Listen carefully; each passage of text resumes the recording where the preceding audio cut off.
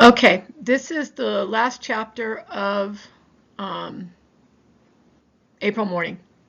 And I'll be honest with you, I didn't intend to read this whole book to you, but I'm not sad that I did because it gives you an opportunity to, one, listen to it as you read it yourselves, and also the occasional comment that I make helps you to see how I think and how I approach my reading. So I think that's a good thing. In fact, I wish I'd done more of that, but there's a next time. So with the evening being the last chapter, and believe it or not, it's a short one, there are 5 questions I want you to be thinking about as I read. And of course, they're questions that you answer. They are questions you will answer. How have the events of the day affected Goody Cooper, Granny, Ruth, and Levi? You need to talk about them separately and together. Goody Cooper is Sarah Cooper. Okay, and then what does Adam mean when he thinks too quickly? Can't you see what they're doing to me? Don't let them do it to you. That's on page 194. What rituals help the family cope with Moses' death? How has the family's perspective, attitude toward Adam changed? And what questions remain at the end of the story? Those are yours. Okay, what questions do you have? That's the only question that you can write free form. You have to write complete sentences. You have to use proper English, but it doesn't have to be paragraph oriented. The other 4 do. Okay, on page 191, I'll begin. As I walked across the common in the darkness, my thoughts went back to my first awareness of a difference, a breaking away from the past into a future that became alive, self-shaping apart, or so it seemed, from our own will. I was also bidding childhood farewell, an action not singular and definitive, but repeated many times until the nostalgia so thins that it is meaningless. But I was not yet at that point. So he's on the cusp of adulthood, but still kind of 1 foot in childhood, but not much. Because we played our game, the one we loved most, right here on the common, and it was only yesterday, my own yesterday, and up to the time when I became too old for games. I was 12 then. At 12, your hands are hard enough for work, but I do remember 2 more times during the 3 years after that when I played the game, in spite of my size, my long bones, my flat, strong muscles that could lift a plow off the ground. That's pretty strong. We called the game Pontiac. Once, Pontiac had been a villainous red Indian, and Pontiac is real, by the way. By the time I was old enough for the game, he had changed into a hero. We were children who knew little enough of what went on in the talk and minds of our elders, but we knew that Pontiac, who had been bad, had slaughtered the men of General Braddock, was no longer bad. So history changes, doesn't it? He became a valid hero, so to say. The game was played this way. However, many of us there were, we divided ourselves into 2 parts. The redcoats made an outside circle. The Indians were the inside circle. The redcoats had a ball, which they, having trouble turning the page, which they flung back and forth across the circle, attempting to hit the Indians. Each Indian hit was eliminated. He had to remove himself from the game, which he usually did after substantial argument, and in time, 1 Indian was left. A boy who could now avoid the ball easy enough since he had no one to interfere with or confuse his movements. He was Pontiac, and he had the right to choose any redcoat he pleased for scalping. The scalp was by rule limited to a hank of back hair, no thicker than a small finger, but many a boy with an ugly gap in his back hair had some explaining to do at home. I myself was scalped twice, but I had been Pontiac at least a dozen times, and I had the scalps hidden in my room to prove it. Yuck! Okay, now, as I walked home across the common, I remembered the game and childhood and clung to both, but hopelessly. By the time I entered my house, I had surrendered them. So now he's saying in that moment he became an adult. The house was filled with neighbors. The widow Susan Simmons had taken charge in the kitchen, and the whole house was warm with the smell of good things cooking and baking. I think that I then was somewhat upset that so much attention should be paid to food and cooking and eating in a house where death had been. But as time goes on, I appreciate the deep wisdom of it. Food is close to the meaning of life. There are tributes enough to the dead. The food is a tribute to the living, who are in need of it at the time. There could have been no better consolation for Mother than the need to feed hungry people, among them myself. I think that's a beautiful thought, by the way. And it's why people are constantly, like old people like me, are constantly pushing food on young people like you, just so you know. Adam, I told you to eat before, and you never did, she said to me. I can't depend on you to take a crust of bread if my back is turned. If you remember from the beginning of the story, they couldn't keep him fed enough. That was certainly new, and a part of the difference. Formerly, any reference to my stomach likened it to a bottomless pit. She used to say to the neighbors, I don't know where the boy puts it, I just don't know, but it frightens me to watch what he does to pie or to hot bread. Now I was going to starve myself if she didn't feed me forcibly. For her, I had to be a man with terrible urgency. There was no time to dream about the games I played on the common. She had taken a grip on herself, and now when she wept, she would weep out of the sight of others. But she had to tell herself that here was a man, Adam Cooper, 15 years old, but overnight a man. But I wasn't. It doesn't work that way. Think back to before they were leaving to go to the commons, when Sarah told Moses that it doesn't work that way, but now she needs it to work that way overnight because she needs someone in her home who can help run the business, run the farm, etc. I sat down at the table, and the women fussed over me and set twice the amount before me than even I could consume. But once I began to eat, I couldn't stop until I was near to bursting with roast and pudding and hot bread and pie. While I ate, the women whispered about me. Poor boy, he looks so tired. Such a fine boy. Such a dependable boy. I always said so about Adam Cooper, and I was right. Levi sat opposite me with hero-worshipping eyes. He had brought my fowling piece in from outside where I dropped it and cleaned it and polished it until the metal shone like silver. In his mind, too, I had departed from a childhood we had once shared. No more battles between us, no more threats or name-calling. Now he feels better, one of the women said, with the triumphant satisfaction a woman can exhibit when she sees a man well fed. But I felt no better, only more tired, more hopeless, more defeated. Ruth was there again now. She stayed on the other side of the room and looked at me whenever she felt the others would not notice. In the candlelight and the firelight, she was lovelier than I remembered. But I wanted to cry out to her, too quickly, can't you see what they're doing to me? Don't let them do it to you. But she wanted it. Her eyes were the eyes of a woman, and whatever the future held, she would not be afraid of it. When I had finished eating, Mother took me aside into the pantry and said to me, Where's Father lying now? In front of the pulpit with the other coffins. The Reverend covered them with black cloth. She nodded and then was silent for a moment. Adam, yes, Mother. If I don't appear just the same, I mean the way you think about me as your mother, today and even tomorrow, you understand. I understand, I said. I mean that all you went through today, so much, oh my God, so much. And I can't even talk to you about it or listen to your story about it. Do you understand? Of course I understand, Mother. In a little while, a few days, I know, Mother. Are you very tired now, Adam? It's funny, I said, but I was more tired before. That's good. I want you to take a package of candles over to the meeting house. Mother, what for? Take them there. I don't want him to lie in the darkness tonight. I just think that's a sad line. But Mother, the Reverend has candles. They're burning now. The place isn't dark. Let those candles be for later. All right, I agreed. I'll take them there, Mother. Granny sat at the kitchen table and made the long green bayberry candles into a package. She had become an old lady. She had been my grandmother, but until tonight I had not thought of her as an old lady, withered and consumed, and it occurred to me that she had lost more than I lost. Nature rules wisely at times, and it's in the order of things that the parent dies before the child. Granny had lost too much. Adam, dear, she said to me, tell the Reverend that if these tapers are lighted, they will burn until the dawn comes. They are extra thick. I never thought when I dipped them. I never thought it at all. I kissed her cheek, and the women fussed over her. Before I left, I glanced around for Ruth, but she had gone. I went out through the herb garden, and just outside the gate, Ruth was waiting for me. What's that you're carrying, Adam? She whispered. Candles. Mother wants them at the meeting house so Father won't lie in darkness. Ruth nodded. Could you lay them down for a moment? I placed them on the wayfarer's bench, and Ruth flung her arms around me and kissed me again and again. It was like I had never kissed her or embraced her before, her mouth so warm and soft, her body so tightly against me.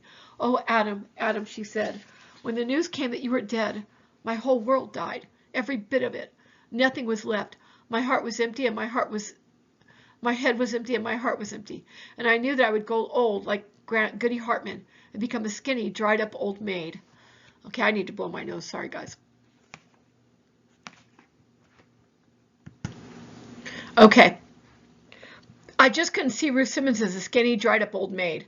One of the things we had in common was an appetite, and at the Thanksgiving dinner November past, the two of us had astounded the family, who declared that our performance was stunning, even for Massachusetts. But I was moved that she should feel that way.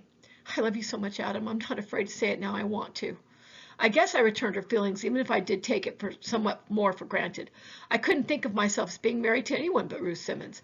If only because there were so many things about myself that she just shrugged away and accepted. Things I would have had the devil's own time explain to another girl. I also had a strong suspicion that Ruth would make life unbearable for any other girl I took up with. But such things as marriage had been comfortably in the future. Ruth knew me well enough to reassure me and told me that it was all right. You don't think I want to be married at the age of 15? I knew that the Simmonses, men and women, were strong-minded, and I mentioned that. Adam Cooper, how you talk sometimes. You want to walk over to church with me? Of course I do, she said. I picked up the candles, and we started toward the common, holding hands and walking very slowly. It was most comforting, and I couldn't help thinking how rewarding and pleasant it would be if we could be together all this night and the next night, too. Then I thought of Ruth and the other women, too, alone in the town through the length of this day, with the town and the children and everything else as their burden, and the dead men to lay out themselves, never knowing whether their men were alive or dead, or would ever return to them. I spoke about it to Ruth and how hard it must have been. It was harder for you out with the battle, she said. I'm not sure. A battle's a funny thing. This one, anyway. It wasn't like any battle I've ever read about in the books. It was terribly confused. No one seemed to know much about what was going on or what to do except shoot at the redcoats. Did you, Adam? Know what to do? No, not a blessed bit. I mean, did you shoot at the redcoats? A few times, yes. I only had birdshot in my gun, so mostly they were out of my range. Did you kill anyone? She whispered. No, I hit some soldiers once, because I saw them jump and yell out with pain, but I don't think I killed anyone. Did you want to, Adam? Maybe once, but only for a little while. I don't hate anyone enough to want to kill him. I'm glad you feel that way, Ruth said. I can't get used to thinking that we have to kill and fight now. I was upstairs at a window this morning when the redcoats fired. I saw one of them drive his bayonet into Jonas Parker's back when he was trying to run away. You shouldn't have watched that. But they could come back, couldn't they, Adam? And then it could happen all over again? I was silent for a while before I replied. No, it couldn't happen all over again. Why not? I shook my head. Why not, Adam? Because it isn't the same anymore, I said finally. We aren't the same. This morning we knew that we wouldn't fight, but now we know that we must fight, and we're learning how. Crossing the common, we met the Reverend, and I told him how I was bringing the candles to the meeting house. By all means, bring them here and let them be lighted, if that will please your mother, Adam. I have lit the place lit and intended to keep it so all night. But if it brings her comfort to have more light there, then let it be so. For myself, I am on my way to see your mother now. I have so many calls to make. We are a town of sorrow and tragedy, and it happened too quickly. She'll be pleased to see you, sir. And Adam, sir, do you know about the muster? I know about it, Reverend. My cousin Simmons told me. Well, Adam, the Reverend said slowly, I am not one of those who might regard you as a boy. You lived a man's life today, and you did a man's work. But think about it, Adam. Think about it. Youth is too easily shamed into action. Pride is strong and potent, Adam. But let me only remind you that your first duty is to your mother. She needs you right now as she never needed you before.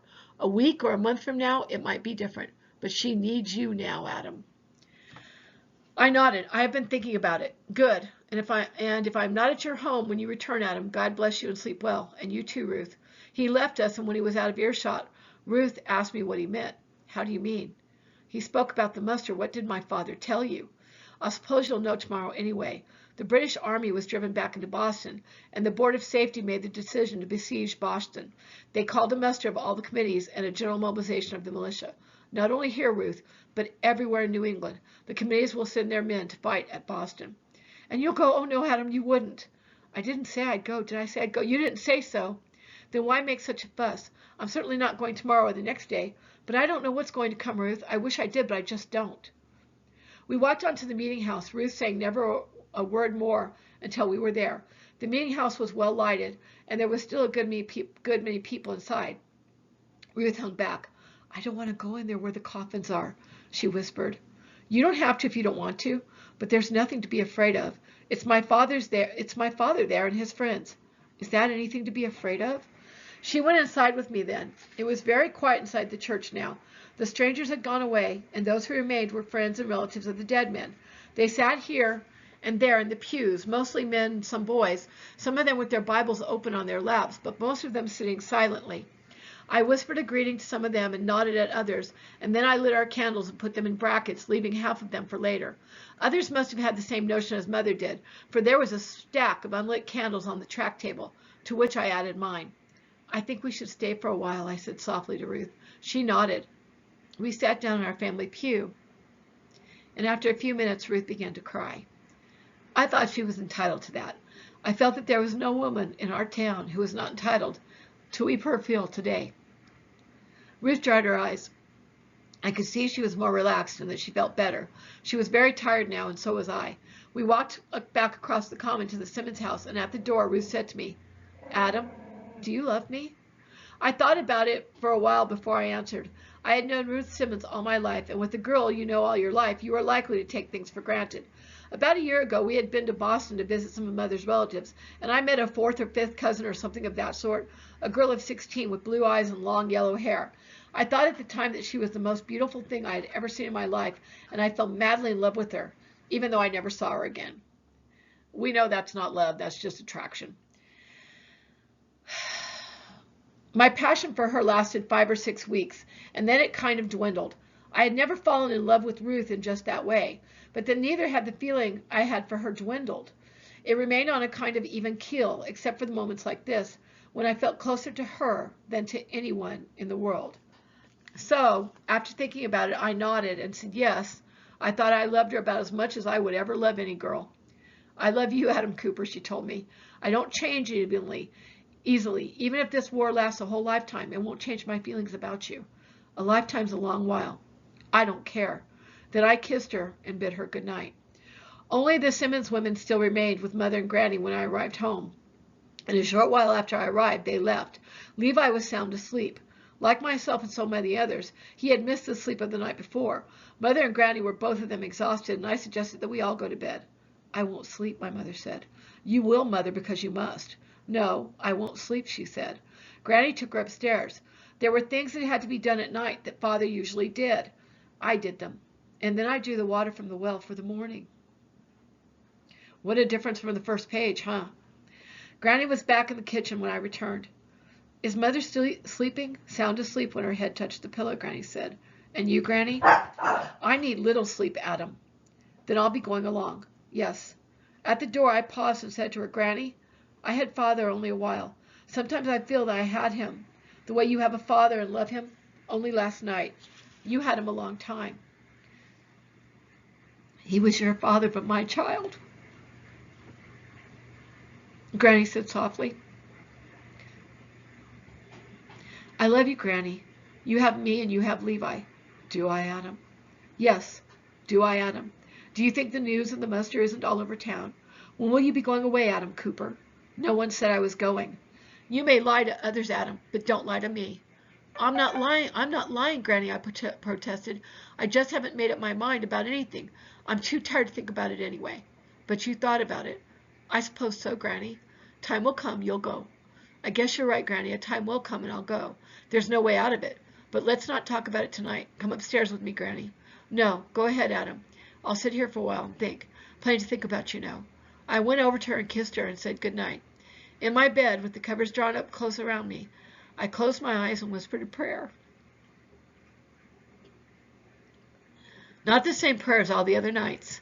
I said, thank you, God, that today is over. Then falling asleep, I said farewell to a childhood, a world, a secure and sun-warmed existence, and past that was over and done with and gone away for all time. I really like that book. I hope you do too. We'll talk about it, and actually probably what's going to happen is I'll have you listen to the recording after you finish your exam on Friday and then answer the questions. But we'll talk about it as well. There you go. Thanks.